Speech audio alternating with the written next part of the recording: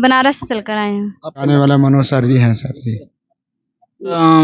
आपको बताएं कि मैं बहुत ही गरीबी झेलकर किसी तरह बीएचयू में पढ़ाई किया। बीएचयू लाइब्रेरी में घूम रहा था, बाबा साहब की एक जीवनी की जो किताब है वो पढ़ी हुई थी। तो पहले तो ये जान लीजिए कि मैं मनोज यादव सोशल वर्क कर बाबा साहब के बारे में बहुत भ्रांतियाँ होती हैं कि अरे वो तो चमार हैं।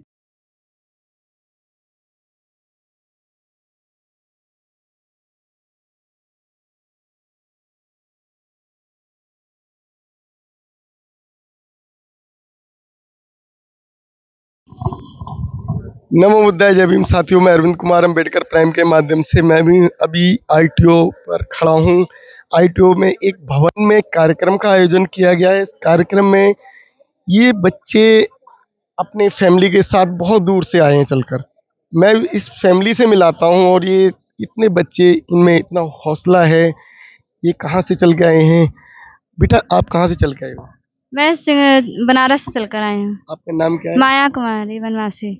बनारस से आए हो माया कुमारी। आपके साथ कौन कौन लोग आए हैं? मेरे साथ मेरी फ्रेंड लोग हैं और मम्मी पापा और सर।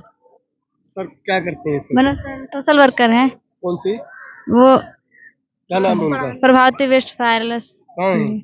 ये हम लोग के समाज में पढ़ाते हैं बच्चों को। तो अभी आप लोग जो आए हो, किस किस के साथ आए हो? मम्मी पापा और है? दादी है। ये पापा है, मम्मी है और सर है। दादी कहाँ है? ये इस फैमिली के जो है पिता हैं और मैं अब इनसे मिलाता हूँ। आपका नाम क्या है सर? फिरारी सर। कहाँ से आए हैं आप? बनारस से आए हैं सर।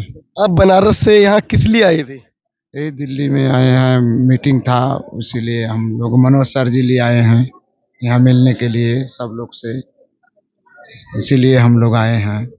बहुत अच्छा है, बहुत खुशी हो रही है कि हमारा समाज जग रहा है।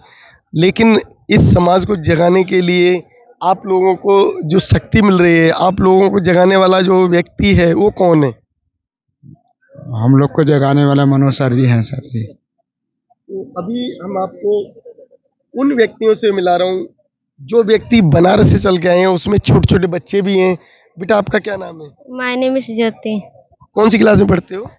9। 9th में पढ़ते हो। तो अभी यहाँ जो कार्यक्रम में शामिल होने आए हो, इस कार्यक्रम का मतलब पता है आपको? मतलब कि हम लोग आए बनारस से, दिल्ली पहली बार आए हैं घूमने के लिए। यहाँ पर मनोज सर जी हम लोग के हेल्प कर रहे हैं।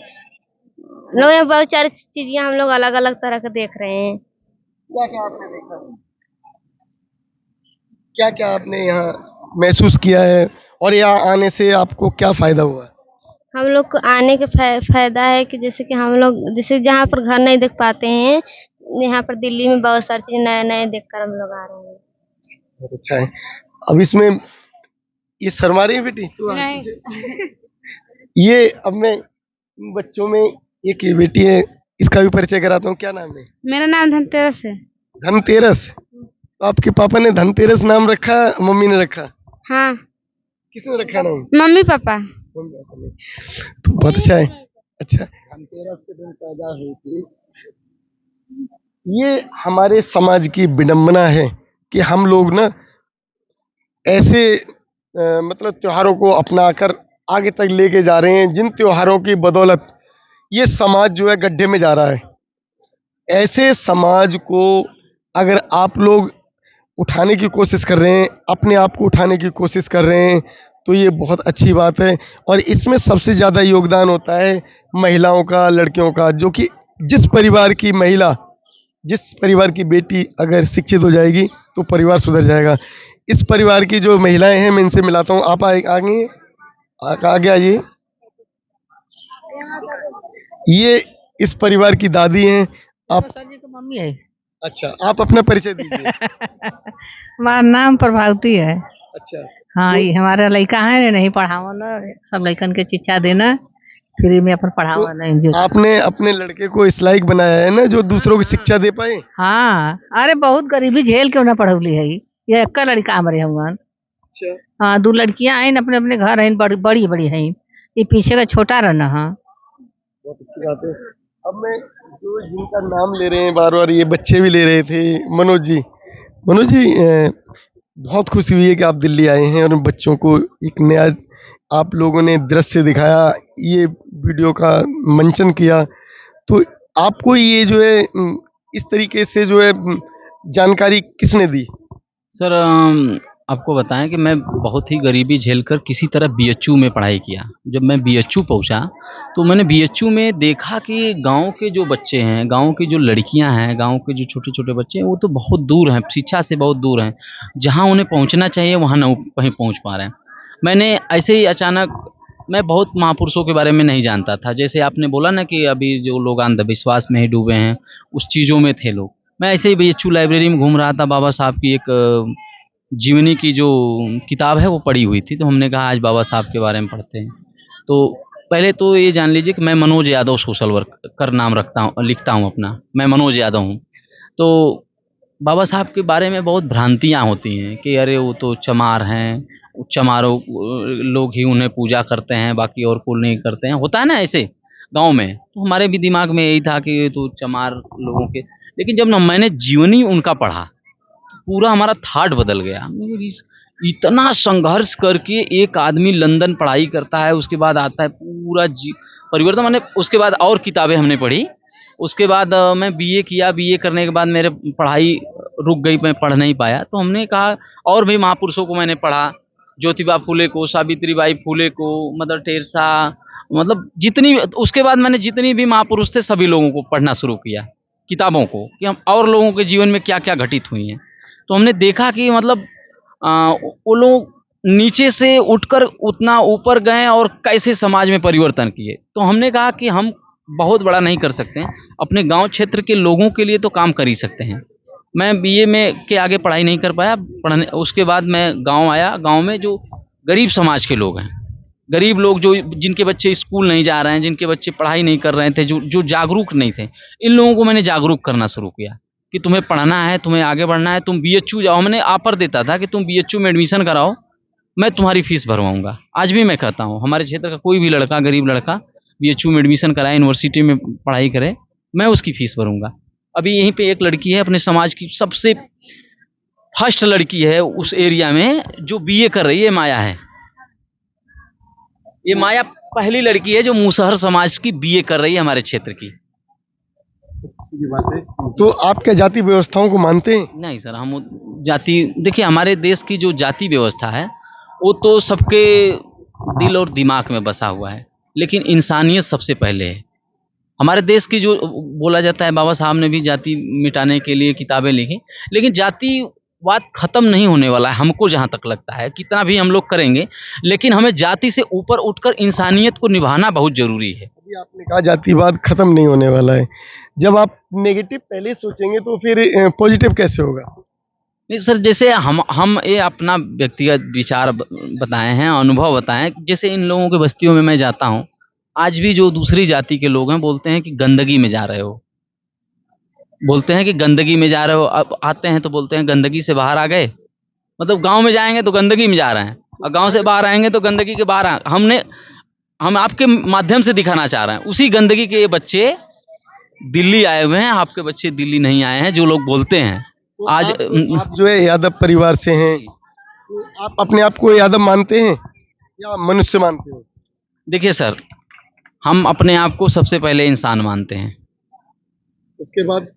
उसके बाद जो भी आप समझिए, उसके बाद हम मानते हैं। क्योंकि हम आपको बताएं, मैं यादव परिवार में तो पैदा हुआ हूँ, लेकिन आज भी मेरे क्षेत्र में मुझे नटवा, भरवा, चमरा, मुसहरवा ऐसे लोग करके बुलाते हैं, क्योंकि मेरा ज़्यादा से ज़्यादा समय इनके गांव में ही बीतता है। हम इन लोगों के गांव में 8-8 बजे रात तक रहते हैं।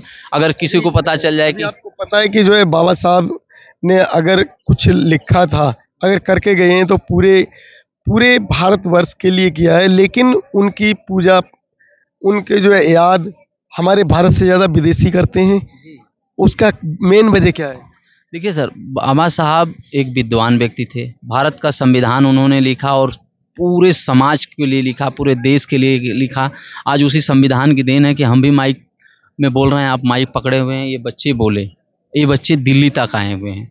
लेकिन संविधान उन्होंने लिखा, लेकिन हम आपको पहले बताए ना शुरू में ही, लोगों के दिमाग में ये फिट कर दिया जाता है कि बाबा साहब चमार लोगों के ही सिर्फ बाबा हैं। हम एक सोनकर से बात किए, एक जगह एक सोनकर दादा बैठे हुए थे और उस समय बाबा साहब अम्बेडकर जयंती मनाई जा रही थी 14 अप्रैल का।